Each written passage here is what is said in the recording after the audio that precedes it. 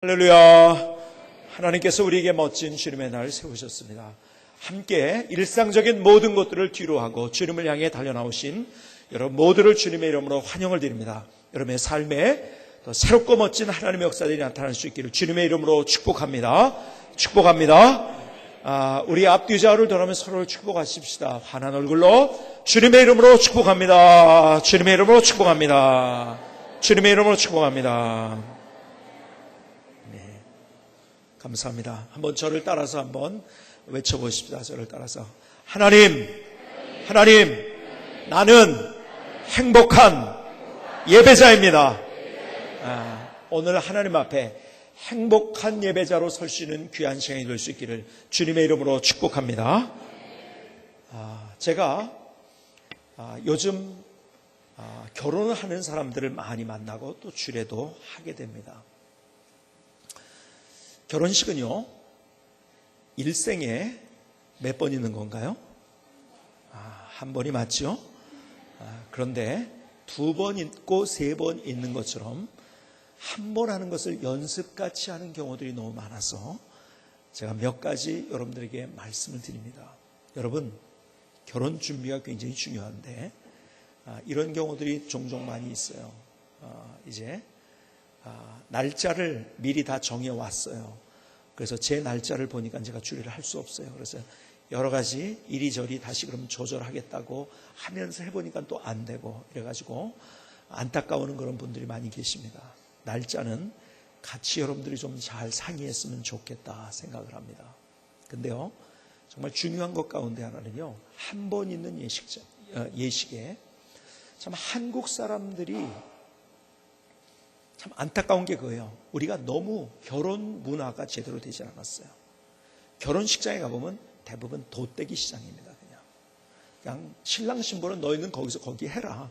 우리는 지금 오랜만에 만나가지고 너무 반갑다. 우리끼리 떠들고 부조하고서 아니면 눈도장만 찍고 간다거나 밥 먹고서 시간 남으면 옆에 와가지고 또 막 떠드는데요. 이게 축복하러 온 게 아니라 방해를 하러 온 사람들이 너무너무 많은 것 같아요. 여러분, 전 세계의 결혼식을 다녀봐도요, 한국처럼 그렇게 신랑 신부에게 집중 안 하는 결혼식은 없습니다. 참 너무 안타까워요. 너무너무. 그래서 제가 여러분들에게 그렇게 되지 않기 위해서 여러분들이 준비를 하셔야 되는데, 첫 번째는 기도로 준비하셔야 되고요. 두 번째 예식장을 여러분이 정할 때 잘 정해야 됩니다. 여러분, 예식장은 절대로 문이 완벽하게 닫혀 있는 곳을 정해야 합니다. 화정 이런 데 보면은요, 요즘 만든 예식장들이 문이 없어. 그러니까 예식홀이 있는데 거기에 또 로비가 더 크거든요. 예식장 보면 로비가 더 크잖아요. 그렇죠? 밖에서 막 떠들면 진짜 이게 완전히 도떼기 시장인 거예요. 예식이 아닙니다. 그거는. 문이 있어야 됩니다. 두 번째, 음향이 제대로 돼 있어야 돼요. 너무 기가 막힌 축가를 하는데요, 앞에서 진행을 하는데요, 또 무슨 얘기인지를, 무슨 노래인지를 모르는 거예요. 너무 안타까운 거죠. 그렇죠? 음향이 제대로 되어 있는가를 봐야 됩니다. 예식장을 정할 때는요.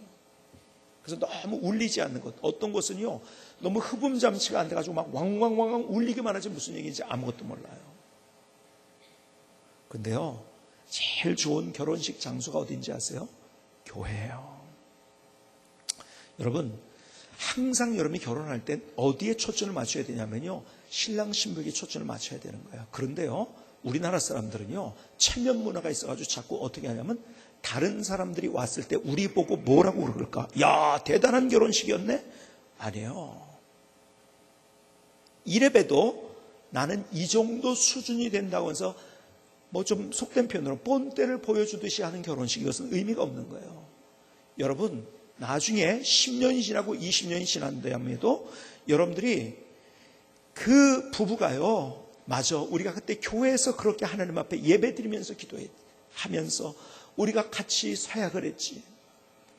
그들의 마음의 추억의 박물관에 그 장면이 찍혀 있게 되면요, 결혼 생활하다 갈등이 있죠. 문제도 있죠. 그러나 다시 제자로 돌아오게 되는 거예요. 그러니까요, 얼마나 다른 사람의 보기에 좋은 데가 아니라 두 사람의 결혼식을 통해서 두 사람이 얼마나 행복하게 믿음으로 그들의 인생에 살 수 있는가, 이걸 생각해야 돼요.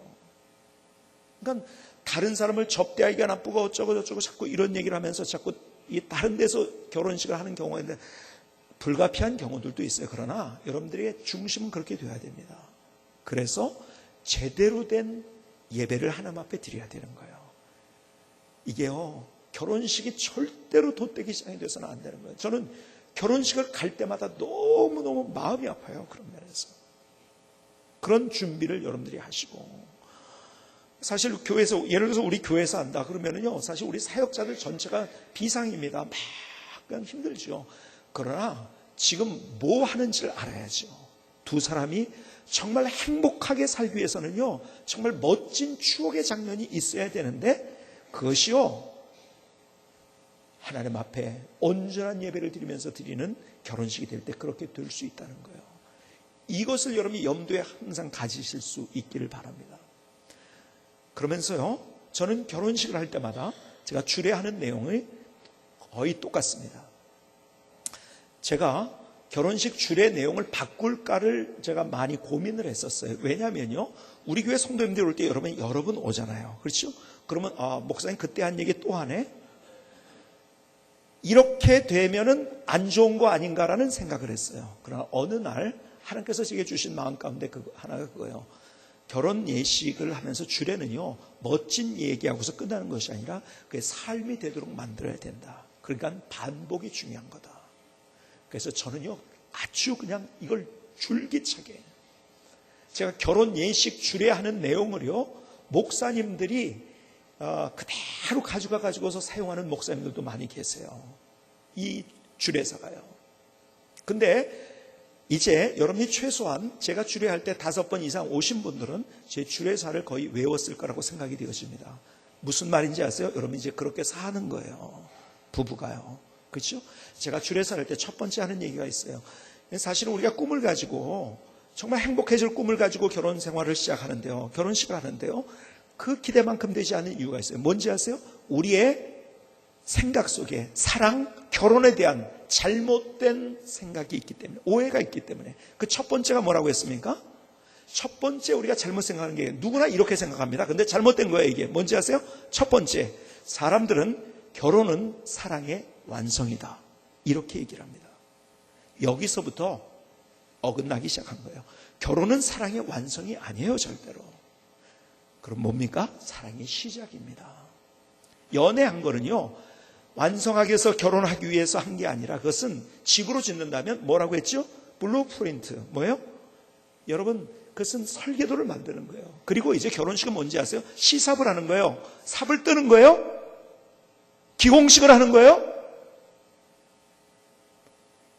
그래서 거기서부터 사랑의 건물을 지어가는 거예요. 이제는요, 진짜 사랑이 시작된 거예요. 같은 다른 그런 문화 속에서 살았던, 다른 환경 속에 살았던 그 사람들이 맞춘다는 것이 쉬운 일입니까? 쉽지 않은 일이에요. 같이 멋지게 그 사랑의 건물을 지어가는 거예요.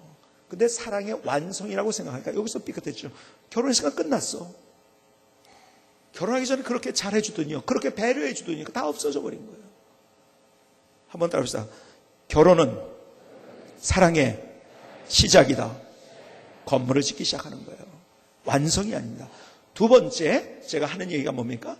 사랑한다는 말과 우리가 비슷하게 알고 있는 말, 좋아한다는 말은 반대말이라고 말씀을 드립니다. 그렇죠? 왜 그래요? 이거는 비슷한 말이 아니에요. 반대말. 고양이가 쥐를 어떻게 하죠? 좋아해요. 좋아한다는 건 뭡니까? 좋아한다는 것은 여러분, 상대가 어떻게 되는 건 생각 안 해. 내가 그 사람을 통해서 내 유익을 얻고 내게 기쁨이 있고 내 욕심을 채울 수 있기 때문에 상대를 선호하는 것, 이것은 좋아하는 거예요. 근데 많은 경우에 사랑한다고 하면서 좋아하고 있어요. 사랑은 뭔지 아세요? 내가 희생되고 내가 좀 손해가 돼도요, 상대에게 최선의 것을 해줄 수 있는 것이 사랑인 거예요.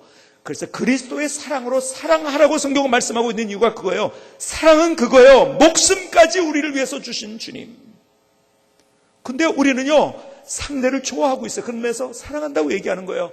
상대를 통해서 내가 무엇인가가 채워지지 않으면 힘들어하고 화나고 분노하고, 그건 좋아하고 있는 거예요. 사랑한다는 말과 좋아한다는 말을 혼동하지 마실 수 있기를 바랍니다. 이제 여러분이 좋아하는 관계가 아니라 사랑하는 관계가 되십시오. 이게 정말 중요한 거예요. 세 번째, 사랑은 마주보는 것이라고 오해를 합니다. 마주보는 게 아니죠. 사랑은 어떻게 하는 거예요? 한 방향을 바라보는 거예요. 마주보면은요, 서로의 단점이 보기 시작해요. 장점이 100개가 있어. 단점이 10개가 있어요. 근데요, 10개의 단점이 먼저 보이면 100개의 단점이 다 가려지는 거예요. 여러분, 저는 단점이 없을까요? 저의 최대의 단점 가운데 하나는요, 집에 들어가서 제가 말이 없다는 거예요. 제가 설교 시간에 말을 다 했잖아요. 여기서 지금 내가 1부 예배, 2부 예배, 3부 예배, 4부 예배 다 하고 가서 집에 가서 무슨 얘기를 또 하란 말이에요. 제가 말을 안 하면 또 상대는 얼마나 답답하겠습니까? 그래도 힘들어요. 잘 못해요. 그러니까 제가 말 안 하는 것을 저희 집사람이 잘 이해를 해줍니다. 사실은 상대 입장에서 얼마나 답답할까요? 근데요, 내 단점을 보고 있어요. 왜 저럴까 도대체? 그러면요, 장점을 다 까먹는 거예요. 마주보는 게 아니에요. 마주보면은요, 여러분 살다 보면 단점부터 보여집니다. 그러니까는 100개의 장점이 있고 10개의 단점이 있는데요, 10개의 단점보다 보면 매일 화나는 거예요. 하여간 남편만 보면 화가 나. 왜 화나는지 모르게 화가 나. 왜 그런지 아세요? 이제 습관이 됐기 때문에 그게. 아내만 보면 화가 나. 그렇게 되는 거예요. 아니요, 사랑은 마주보는 것이 아니라 한 목표를 바라보는. 그럴 때 서로 끌어주고, 서로 손을 잡아주고, 서로 끌어주고, 밀어주고, 당겨주고, 격려해주며 힘을 북돋아주면서 멋진 인생의 여정을 걸어갈 수 있는 거예요. 이게 사랑인 거예요. 무엇보다도 나는요, 오늘 감정하고 내일 감정 틀려요. 오늘 느낌하고 내일 느낌 틀려요. 하루에도 12번씩 24번씩 변해요. 그래서 변하지 않은 하나님을 향해서 우리가 나아갈 때 둘의 관계는요, 점점 가까워지는 거예요. 이게 사랑인 거예요. 네 번째 제가 하는 얘기가 뭐죠? 사랑은 둘만의 관계가 아니다라는 거죠. 사람들은 사랑은 둘만의 관계라고 생각. 아니에요. 사랑하기 때문에 상대와 함께한 사람들을 존중하고 배려할 줄 아는 게 사랑인 거예요.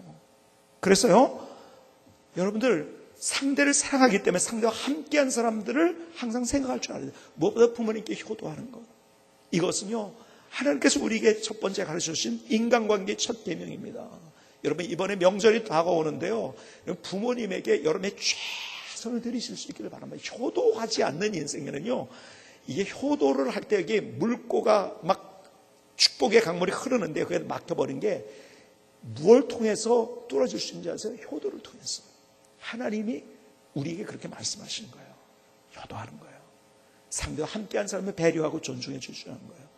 저는 이 네 가지를 얘기합니다. 항상. 근데요, 진짜 더 하고 싶은 마지막 한 가지를 제가 못해요. 왜 그런지 아세요? 못하는 이유는요, 여러분들 예식장에서 설교를 하게 되면, 제가 주례를 하다가 그러면 예식장에서 거기에 담당 직원이 저한테 반드시 옵니다. 목사님, 빨리 끝내야 됩니다. 목사님들이 보통 우리가 설교가 길다고 얘기하잖아요. 막 목사님들이 오면은 내가 보니까는 이게 굉장히 그 촉각이 뭐 아주 그냥 긴장이 되는 것 같아요. 그래서 목사님 빨리 끝내야 됩니다. 어쨌든 간에 주례사가 또 길어지면은요, 이 망칩니다. 그래서 여러분들이 축가할 때도요, 어떤 결혼하는데 보니까 3개 축가를 하는데 이거 좋은 거 아닙니다. 3개 하다 보면요, 2, 30분 그냥 지나갑니다. 노래하는데 5, 6분 되고요, 들어오고 나가고 또 마이크 안 된다고 왜 안 되냐고 막 서로 막 이러다가요, 그냥 결혼식 망쳐버리는 거예요. 2개 이상 하지 마세요. 최대 2개. 그리고요, 좀 여러분이 축가, 여러분 결혼을 할 자녀들을 다 두고 있기 때문에 또 결혼할 대상자이기 때문에 여러분들에게 말씀드리는데요, 축가요 좀 잘하는 사람들 시키세요. 그냥 아무렇게나 가지고 장난같이 하지 마시고요. 우리 교회 정말 뭐 우리 선교사님, 우리 지휘자님, 우리 교회처럼 잘하는 사람, 여러분 이런 데 속아요. 결혼하면요, 결혼 준비하다 속는 경우들이 많은데 이렇게 속는 거 아십니까? 결혼식장에서 딴딴딴 뭐 아이가 빰빰빰빰빰 하면서 당첨됐대. 뭐가 당첨됐냐면 축가가 예를 들어서 파페라가스가 한다. 무료로 해주겠다고. 근데요, 무료로 해주겠다고 하더라도요, 차비는 주잖아요. 보통들 이렇게. 근데요, 그 사람들이 와가지고 결혼식 망쳐놓는 경우들이 너무 많아요. 여러분, 파페라가스라고 다 잘하는 게 아니에요. 여러분, 막 음도 막 떨어지고, 막 샵됐다, 플랫됐다. 얼마나, 제가 그런 경우들 여러 번 봤습니다. 여러 번. 속지 마세요. 여러분, 대한민국에서 찬양 노래 제일 잘하는 사람은 성광교회 안에 다 있습니다. 아세요? 여기 성가대 얼마나 찬양대 얼마나 이런 찬양대를 보셨습니까? 취의자님, 우리 김승계 선교사님 대단한 분들이 있는데요. 근데 장난같이 돼버리는 경우들이 많아요. 그래서 여러분들이 하여간 순서 잘해야 되는데요. 제가 짧게 합니다. 그래서 하나를 못하는데 이제 그 천기누설을 여러분에게 드리려고 해요. 여러분, 제가 5번째 하려는 얘기는 이거예요. 결혼식에서 사랑과 집착은 다릅니다 하는 거예요. 사람들이요, 결혼했으니까 당신 내 거야 소유하면서 집착하려고 합니다. 여기서 얼마나 큰 문제가 벌어지는지 아십니까? 제가 항상 우리 청년들에게 이런 남자 만나지 마라, 백마타가 오는 기사라고 생각하지 마라. 이런 사람들 매일 전화, 한 번도 빠짐없이 매일 전화해줘요. 한 번도 빠짐없이 만나주고 그 다음에 바래다 주고요. 이벤트 잊지 않고요. 오늘 만난 지 10일째다 15일째다 30일째다 2달이다 뭐 반년이다 막 이벤트 해주고요. 안 만난다고 하면은 어느 날이요 막 그냥 가가지고서 집에 앞에 가서 비가 오나 눈이 오나 서가지고서 만나게 해달라고 막 그러면서 사람들이, 여자들이요 여기에 그냥 넘어갑니다. 아니 세상에 날 이렇게 생각해준 남자, 저 사람이야말로 백마 타고 온 기사다, 그렇게 생각하는 거예요. 오해하지 마십시오. 그 사람은 사랑이 아니라 그것은 99.9%가 집착입니다. 이런 남자하고 결혼하면요 인생은 피곤한 거예요. 세 사람이 웃고 계신데 내 얘기 하나 하시고. 여러분, 집착과 사랑은 다른 거예요. 사랑하면은요 집착하면 안 됩니다. 여러분, 사랑하면은 놓아줄 줄 알아야 되는 거예요. 이게 사랑인 거예요. 여러분, 오늘의 메시지는 오늘 결론이 다 났어요. 이제 아세요? 여러분, 우리가 우리의 인생을 불행하게 사는 이유 뭔지 아세요? 집착 때문에 그래요. 집착. 오늘 제가 설교 끝난 다음에 다 인사를 하고 카페에 들어갔는데 또 인사를 하면서 몇 분이 그런 얘기를 하더라고요. 목사님, 정말 내가 집착이 내 인생을 힘들게 했던 것을 오늘 진짜 깨달았습니다. 너무 감사합니다. 오늘 우리가 사무엘의 스토리를 같이 보고 있는데요. 그 어머니의 모습을, 사무엘을 어떻게 하고 있는가를 다시 한번 보시겠습니까? 사무엘상 1장 23절로 28절을 보십니다. 그의 남편 엘가나가 그에게 이르되 그대의 소견에 좋은 대로 하여 그를 젖되기까지 기다려 오직 여호와께서 그의 말씀대로 이루시기를 원하노라 하니라. 이에 그 여자가 그의 아들을 양육하며 그가 젖되기까지 기다리다가 젖을 뗀 후에 그를 데리고 올라갈새 수소 3마리와 밀가루 1에바와 포도주 1가죽부대를 가지고 실로 여호와의 집에 나갔는데 아이가 어리더라. 그들이 수소를 잡고 아이를 데리고 엘리에게 가서 한나가 이르되 내 주여 당신의 사심으로 맹세하나이다. 나는 여기서 내 주 당신 곁에 서서 여호와께 기도하던 여자라. 이 아이를 위하여 내가 기도하였더니 내가 구하여 기도한 바를 여호와께서 내게 허락하신지라. 그러므로 나도 그를 여호와께 드리되 그의 평생을 여호와께 드리나이다 하고 그가 거기서 여호와께 경배하니라. 자, 오늘의 장면은 이런 장면입니다. 정말 기가 막히게 아들을 얻었어요. 눈에 넣어도 아프지 아니할 그 아들이에요.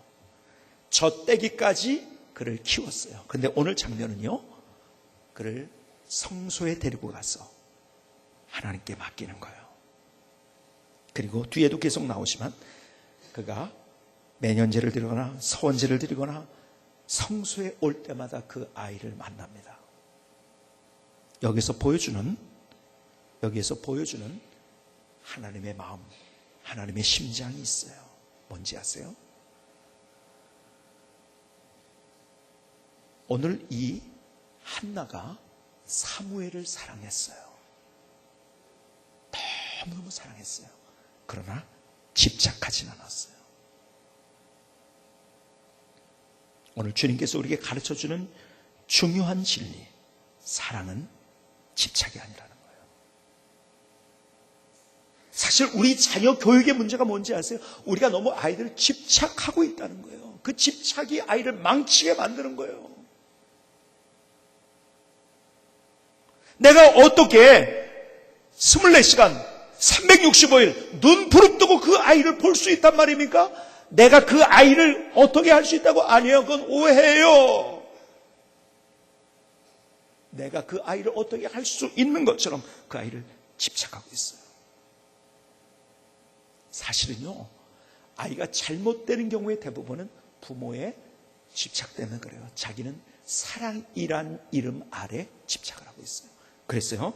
이호분이라는 분이 아주 도발적인 제목의 책을 썼어요. 책 제목이 뭔지 아세요? 차라리 자녀를 사랑하지 말라. 차라리 자녀를 사랑하지 말라. 왜 그래요? 사랑한다고 하면서 집착하니까요. 사랑이라는 이름 아래 자녀를 망치고 있다는 거예요. 집착하면서 아이를 황폐하고 시키고 있다는 거예요. 그래서 여기에서 그분이 주는 인사이트 중에 하나가 뭐냐면 정신적인 탯줄을 끊어라. 정신적인 탯줄을 끊어라. 좋은 엄마 컴플렉스에서 벗어나는 방법에 대해서, 벗어나기란 책에서 이런 이야기를 합니다. 4가지 방법인데, 첫 번째 자신을 사랑해야 된다. 두 번째 열등감을 벗어야 된다. 사실은요, 아이를 집착하는 사람일수록요 자신을 사랑 못하고 있어요. 그리고 열등감을 가지고 있어요. 가만히 보면 집착하는 사람이죠. 세 번째, 아이에게 모범이 되어야 된다. 강박관념을 벗자. 네 번째, 자신의 과거로부터 자유로워야 한다. 이런 얘기를 하고 있는데요, 저는 한 가지 제일 중요한 걸 추가하고 싶어요. 그게 뭔지 아세요? 여러분, 자녀를 잘 양육하기 위해서 자녀를 소유물로 생각하지 말아야 된다는 거예요. 소유물로 생각하니까 집착을 하는 거예요. 사랑과 집착은 완전히 다른 거예요. 집착이라는 이 단어가 우리의 인생을 얼마나 엄청나게 비극적으로 만드는지 아세요?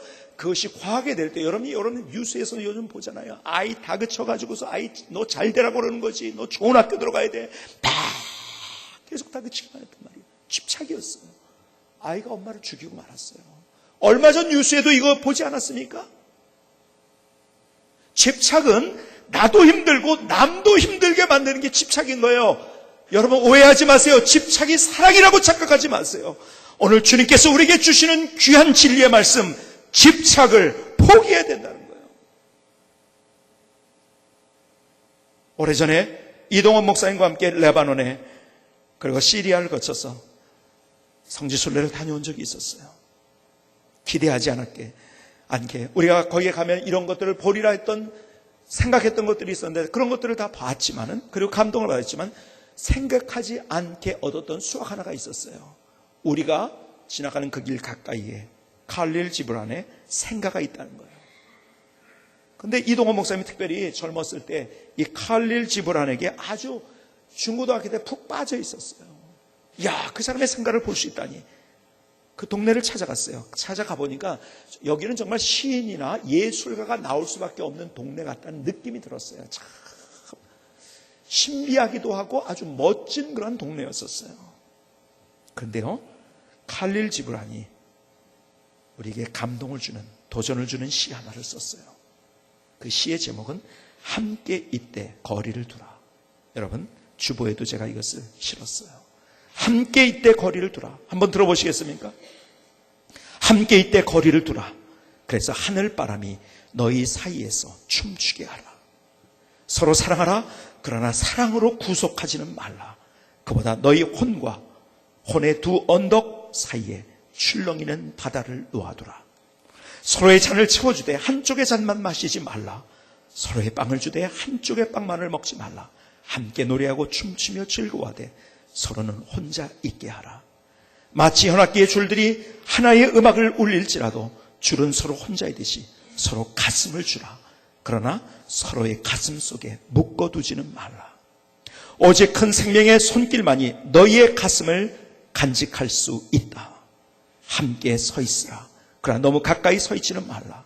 사원의 기둥들도 서로 떨어져 있고 참나무와 삼나무는 서로의 그늘 속에선 자랄 수 없다. 그래요. 우리가 집착하고 있는 데서 그것을 떼어낼 줄 알아야 돼요. 여러분, 우리의 자녀가 있어요. 그 아이를 진짜 365일 24시간 졸지 아니고 주무시지 아니하고 그 아이를 보호할 수 있는 유일한 분은 하나님이세요. 근데 내가 그렇게 할 수 있는 것처럼 생각하면서 그 아이를 집착하고 있어요. 나도 힘들고 상대도 힘든 거예요. 부간에도 그런 거예요. 우리의 삶의 모든 것들이 그런 거예요. 자녀뿐만 아니라 우리의 삶의 모든 것들 가운데 우리는 얼마나 많은 집착들을 가지고 있는지요. 집착은 결국 중독입니다. 사람들이 중독에 빠져 있어요. 중독에 빠져 있다는 것은 그것에 의해서 지배받고 있다는 거예요. 집착하고 있는 우리의 삶. 소유에 집착하고 있어요. 명예에 집착하고 있어요. 지위에 집착하고 있어요. 우리 아이들은 어때요? 컴퓨터와 게임에 집착하고 있어요. 거기에 중독되어 있어요. 보세요. 여러분들 그 아이를 볼 때 어떻습니까? 야, 너 그거 그만해야 돼. 너무너무 잘 알잖아요. 거기에 중독되면 안 돼. 너무너무 잘 알잖아요. 그런데요, 그 모습이 우리가 컴퓨터 게임이 아니라 다른 세상의 어떤 것에, 우리의 어떤 사람은 취미생활에 중독되어 있고 거기를 집착하고 있어요. 오늘 하나님께서 우리에게 주시는 분명한 음성이 그거예요. 우리가 집착하고 있는 것에서 우리가 우리의 시선을 좀 떼야 된다는 거예요. 여러분 보세요. 주님께서 우리에게 어린아이 때 낮아지라고 하십니다. 낮아지라는 게 뭐예요? 밑에서 슬슬 기기만 하라는 거예요? 아니에요. 그 안에 깊은 하나님의 마음이 뭔지, 하나님의 심장이 뭔지 아세요? 명예에 집착하지 말라는 거예요. 원수를 사랑하라고, 원수를 용서하라고 말씀하고 계세요. 여러분 무슨 말인지 아세요? 여러분 집착하지 말라는 거예요. 누군가 나의 가슴을 멍들게 했어요. 나를 배반했어요.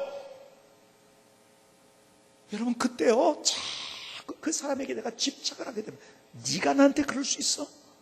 네가 나한테 그럴 수 있어? 결국 그게 나를 망치는 거예요. 그러니까 누군가에 그렇게 용서하지 못하면 내가 그 사람을 집착하고 있는 거예요. 그래서 그 사람의 말, 손짓, 감정, 그 사람의 행동, 이것에 의해서 내 감정과 내 삶이 출렁이는 거예요. 난 그 사람의 뭐예요? 뭐가 되는 거예요? 그 사람이 노예가 되는 거예요. 내가 누군가를 집착하면은요, 용서하지 못하고 집착하면은요, 난 그 사람의 노예가 되는 거예요. 여러분 결국 주님이 그 속에 있는 행간에 담긴 주님의 마음이 뭔지 아세요? 집착하지 말라는 거예요. 나누고 베풀라. 뭐예요? 소유에 집착하지 말라는 거예요. 결국 그거요, 내 게 아니에요. 하나님 거예요. 내가 잠시 관리하는 거예요. 근데 그걸 가지고 왜 내가 집착하고 있냐고요. 그것이 나를 구원한다고요? 내 인생을 행복하게 해주는 그게 아니라는 거예요. 내가 집착하면 집착할수록 내 인생이 힘들어지고 어려워지고 괴로워지고 불행해지고 비참해지는 거예요. 집착은 나의 인생을 비참하게 만들고 불행하게 만드는 거예요. 성경이 그래서 우리에게 말씀합니다. 마태복음 19장 29절에 또 내 이름을 위하여 집이나 형제나 자매나 부모나 자식이나 전토를 뭐한 자마다 버린 자마다 여러 배를 받고 또 영생을 상속하리라. 여러분 그래서 부모님하고 원수되라는 거예요? 아니에요. 하나님의 원리는요, 부모님 잘 섬기라. 무슨 얘기인지 아세요? 자녀, 전토, 소유, 결국 이거 집착하다 너 인생이 망한다는 거예요. 그거 집착하지 마라. 그거 집착하지 않으면 더 크게 너를 축복해주고, 사실 그거 집착하다가 하나님을 제대로 믿지 못하는 거예요. 그 주님 앞에 찾아오는 한 사람이 있었잖아요. 내 가진 재산을 다 나누어줘라. 왜 그런지 아세요? 주님이 그 사람이 그거 믿고 있었다는 거예요. 너 그거 집착을 포기해야 된다. 그럴 때 믿음을 가질 수 있다고 말씀하신 거예요. 집착을 포기해야 된다. 우리의 삶 가운데 우리는 얼마나 집착하면서 우리 인생을 살아가고 있는지. 그래서 사도 바울은 이렇게 고백합니다. 갈라디아서 2장 20절에 내가 그리스도와 함께 십자가에 못 박혔나니 그런즉 이제는 내가 사는 것이 아니요 오직 내 안에 그리스도가 사시는 것이라. 이제 내가 육체 가운데 사는 것은 나를 사랑하사 나를 위해 자기 자신을 버리신 하나님의 아들을 믿는 믿음 안에서 사는 것이다. 무슨 말인지 아세요? 십자가의 다른 모든 것들을 못 박았다. 내 삶의 모든 것들. 무슨 말인지 아세요? 집착을 포기했다는 거예요. 십자가 바라보며 내 집착을 포기했다는 거예요. 그래서 그는 이런 고백을 하잖아요. 자주. 나는 날마다 죽노라. 내가 살아서 붙들고 있는 그 집착을 내가 버린다. 여러분 다 달라요. 그러나 무엇인가의 집착을 가지고 우리가 살고 있어요. 여러분 어떤 것이 집착인지 아세요? 내가 그것이 없어지면 불안해. 그것이 안 보이면 불안해. 그걸 안 하면 불안해. 집착인 거예요. 오늘 주님께서 다 다르지만은 우리 안에 가지고 있는 집착을 버리라고 말씀하고 있는 거예요. 여러분 집착이라는 헬라의 단어의 의미가 뭔지 아세요? 집착이라는 말의 원어적인 의미는 매달다는 뜻이에요. 매달다는 것, 이런 그림을 한번 그려보시겠습니까? 여러분 옛날에, 요즘은 다 그냥 밑에다 놓고 파는데요. 옛날에 냉동시설 이런 거 잘 없었을 때, 지금도 좀 뭐 카자흐스탄 같은 데 가면 다 그렇게 팔죠. 어떻게 합니까? 갈고리에 껴가지고서 뭡니까? 소고기, 돼지고기 이런 거를 걸어놓고 팝니다. 그렇죠? 집착이란 말이 걸다는 거예요. 집착은 그렇게 내가 다른 것 아무것도 못하도록 사실은 내 인생에 나를 그렇게 만들고 있는 것이 집착인 거예요. 사실은요, 자녀에 대해서 집착하는 사람이요, 자녀 집착한다고 느끼지 않습니다. 사랑한다고 생각해요. 오해하고 있는 거예요. 내가 나를 안다고요? 잘 몰라요. 근데 그것을 우리가 집착하고 있는 거예요.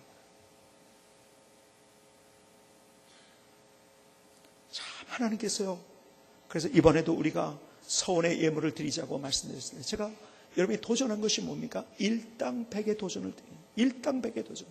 하나님 앞에 100만 원 한번, 우리 자녀들을 위해서도 그렇고 내가 가족을 위해서 내가 하나님 앞에 일당백을 드리자 한번. 정말 나는 소유 가지고 사는 사람이 아니라 하나님 때문에 사는 사람이다. 한번 우리가 도전해보자고 말씀드린 거. 일당백이라는 의미 속에는 내가 그래서 이것이 이제 여러 나라, 이 지역분별 세계랑에서 흩어지게 될 텐데, 이 물질이, 그러나 내 비전과 꿈을 이런 걸 가져보자. 어떤 꿈? 내 인생을 살아가면서 나 혼자 잘 먹고 잘 살고 나 혼자 어떻게 되는 것이 아니라, 그런 동물적인 인생이 아니라 나 때문에 100명의 사람들이 영향을 받고 100명의 사람들이 새로워지는 인생의 꿈. 이 얼마나 멋진 꿈이, 이게 꿈인 거예요. 내가 돈을 얼마 벌겠다, 이것은 우리의 욕심인 거예요.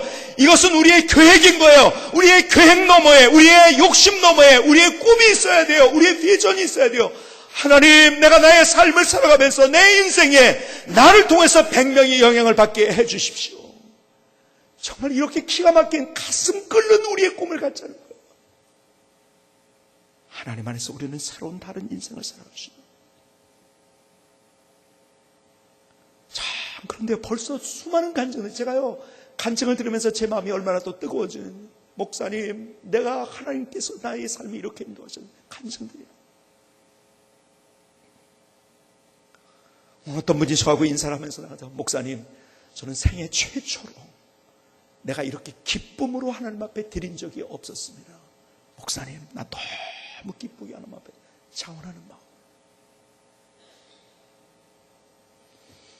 제가 기도 제목을 놓고 드려진 것 때문에 기도를 하는데요, 어떤 분이 이런 기도 제목을 썼더라고요.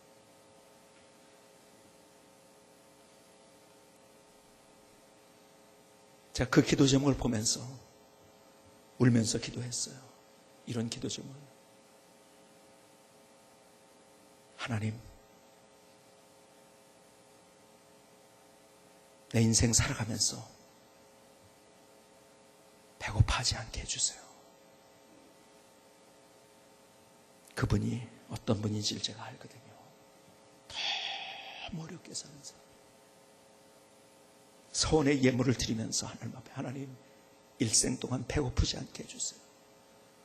얼마나 제 마음이 뜨겁던지요. 울면서 하나님 앞에, 하나님, 나 하나님의 원리 가지고 우리 성도들에게 얘기했습니다. 하나님 책임져 주셔야 돼요. 하나님, 이렇게 하나님 앞에 나가는 귀한 하나님의 사람들인데 하나님 책임져 주셔야 돼요. 얼마나 뜨겁게 하나님 앞에 기도했는지 몰라요.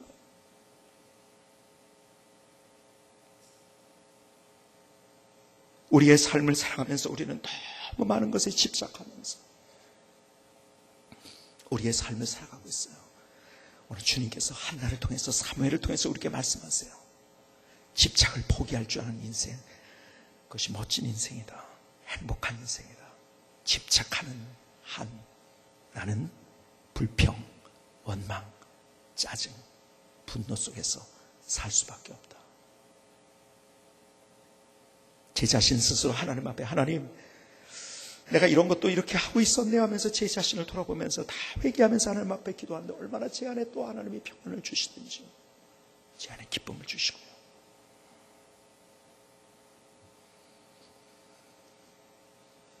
우리의 집착을 포기하기 위해서 히브리서 12장 2절에 있는 것처럼 우리는 믿음의 주여 또 온전케 하신 예수를 바라봐야만 합니다.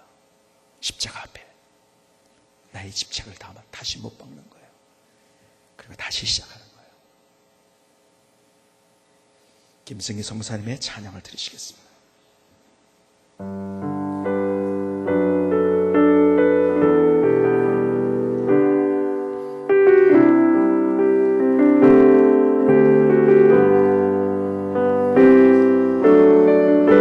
무엇을 집착하고 있나요? 집착은 헛된 믿음이지요. 세상을 향한 욕심의 집착은 인생의 비극을 만들죠. 진정한 십자가의 믿음을 가지세요. 하나님을 향한 믿음을 소유하세요. 집착 대신 믿음으로 축복받는 인생, 새로운 인생, 주님과 동행하는 인생 만들어요. 명품의 인생을 만들어요. 무엇을 집착하고 있나요? 집착은 헛된 믿음이지요. 세상을 향한 욕심의 집착은 인생의 비극을 만들죠. 진정한 십자가의 믿음을 가지세요. 하나님을 향한 믿음을 소유하세요. 집착 대신 믿음으로 축복받는 인생, 새로운 인생, 주님과 동행하는 인생 만들어요. 명품의 인생을 만들어요. 명품의 인생을 만들어요.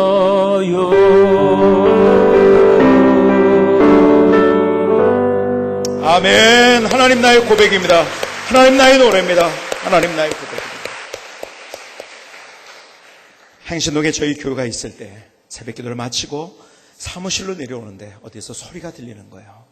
어디서 소리가 들리더니 화장실 앞에 바구니 하나가 있고 거기에 어린 아이 하나가 우는데 어떤 아이냐면 아직 탯줄을 자르지 아니한, 완전히 거기 배설물과 눈물과 이것이 막 콧물 막강 다 섞여가지고 완전히 이게 막 냄새나고요, 난리가 났어요. 그 아이를 데리고서 얼른 집에 가가지고 아이를 목욕시켜주고 거기에 뭐 우유를 먹여주고 우유 사와라, 우병 사와라, 뭐 그냥 우유 사와라, 난리가 났죠. 근데 거기에 편지가 뭐라고 써요? 나는 이 아이를 키울 수 없습니다. 누군가 보면 잘 키워주시기 바랍니다. 아주 간단한 조그만 봉투 속에 글귀 하나를 남겨놓고 그렇게 아이를 거기다 둔 거예요. 야, 이게 참, 우리 아이들이 이제 셋이잖아요. 3명인데 이 아이를 어떻게 하는가? 사실은 이 시대가 세계화 시대니까 그래서 3명을 낳는데 하나님이 동서남북을 가라고 4명을 주시는가 고민이 됐어요. 그러나 이거 하나님이 우리에게 주신 것 같다는 마음으로 하여간 이 아이를 하여간 우리가 키워야지 그런 마음을 가지고 있는데 그 다음 날이 됐어요. 아이가 하룻밤을 잤죠. 그러고 나가지고 그 아이를 얘기를 우리 목사님들 회의가 저희 교회에 있었어가지고 얘기를 했더니 어떤 분이 갑자기 자리에서 나 오늘 기도 응답 받았습니다 하고 일어나는 거예요. 왜 그런가 했더니 이분이 입양을 하려고 했던 거예요. 했는데 자격 조건이 안 되는 거예요. 여러분, 입양하려면 조건이 까다롭습니다. 왜냐하면 아이 함부로 키우면 안 되기 때문에 집도 있어야 되고 차도 있어야 되고 막 까다로운 조건이 아무것도 충족이 안 되는 목사님이. 그런데 계속 기도를 한 거예요. 하나님 입양하게 해주세요. 입양하게 해주세요. 그런데 어린 아이 하나가 거기에 바구니에 있었다니 이거는 기도 응답 받은 거죠. 그분 입장에서. 나 오늘 기도 응답 받았습니다. 그래서 그 아이를 데리고 가겠다는 거예요. 잠깐 제가 이걸 어떻게 해야 되는가 이 판단이 안 서는 거예요. 이걸 줘야 되는가 말아야 되는가. 그런데 가만히 생각해보니까는 그 목사님이 기도했고 나는 기도 안 했고, 그렇죠? 아니 기도했다는데 내가 어떻게 합니까? 그래서 그 목사님이 그 아이를 데리고 갔어요. 문제는 그 다음이에요. 지금 그 아이는 잘 자라고 있는데요. 아주 이쁘게 잘 자라고 있어요. 딸아이인데요. 근데요, 문제는 그 다음이에요. 아이랑 하룻밤 잤는데요. 그 얼굴이 떠오르면서요. 그냥 막 마음을 어떻게 싱숭생숭하기도 하고요. 너무 이상한 거예요. 저만 그런 거지 했더니 우리 집사람이 그러고 있네요. 우리 집사람만 그런 줄 알았더니 또 우리 부모님이 그러고 있는 거예요. 아니 우리 애들도 똑같이 막 다시 데려오지 막 이러면 마음이 다 이상해. 그래가지고 우리 동네 한 바퀴 돌고 왔다니까 마음이 하도 싱숭생숭해가지고요. 진짜 데려올까 우리가 막 서로들 막 이러면서요. 여러분 하룻밤을 잤는데도 그 아이가 그렇게 생각이 나고 뒤숭숭하더라고요. 그런데요, 한나 입장에서 보시겠어요? 그 고난의 시기에 눈물로 기도해가지고 얻은 아들, 젖을 주면서 그 아이가 얼마나 사랑스러웠을까요? 몸짓 하나 발짓 하나 거의 움직임 하나. 근데 그 아이를 하나님께 드렸어요. 너무너무 사랑했어요. 집착하지 않았어요. 여러분, 집착이라는 것은 내가 그것을 떼어놓기가 너무너무 어려운 거예요. 근데 주님이 그러지 소망이 있다고 말씀하세요. 여러분, 우리 애들이요 컴퓨터에 집착하고 있으면 그거 빨리 거기서 떨어져야 돼요. 그래서 소망이 있는 거예요. 똑같이 우리도 마찬가지예요. 그런데요, 너 컴퓨터 하지 마 이래서 되는 게 아니에요. 그렇죠? 그 아이에게 꿈을 주고 비전을 주고 다른 것을 해야 하는 것을 할 수 있도록 만들면요, 그건 자동이 끊어지는 거예요. 집착이. 그렇죠? 그래서 믿음의 주요 또 온전케 하신 이인 예수를 바라보라는 것이 바로 그거예요.